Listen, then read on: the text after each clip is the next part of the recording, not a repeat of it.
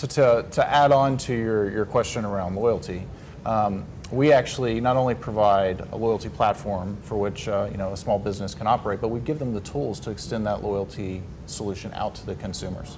So specifically, Clover Rewards, our loyalty program and application, comes in a mobile application that consumers can download on both their Apple and Android devices, so that it's a low touch, frictionless experience in terms of monitoring and tracking that loyalty, but also facilitating payments. Likewise with gift card solutions. We certainly provide a broad spectrum of gift card solutions to meet small business needs, but additionally we supply a mobile application designed for consumers in which they can actually acquire those digital gift cards and then redeem and use those digital gift cards at your location. So our focus is not only providing small businesses with the tools they need to run their business, but making sure they have the tools to extend the technologies and the capabilities, certainly in consumer mobile devices, the apps that consumers need to interact with them. Loyalty is a massively important piece of how a small business should be thinking about their customer base, but we actually think about it across a spectrum of kind of customer engagement solutions. So loyalty being a foundational piece, right, that you obviously want those customers to come back, to be repeat business.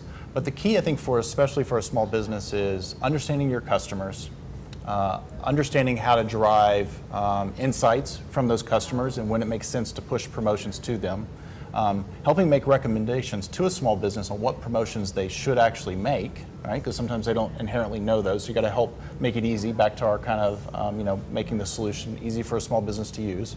But then the panacea and the goal is frankly to make those actions for a small business. That's kind of the Booker solution that I mentioned to you is know the insights, recommend the insights, make the insights and the recommendations for the small business so they don't even have to think about it. Certainly they need controls about what kind of promotions and offers and loyalty they drive to their customer base.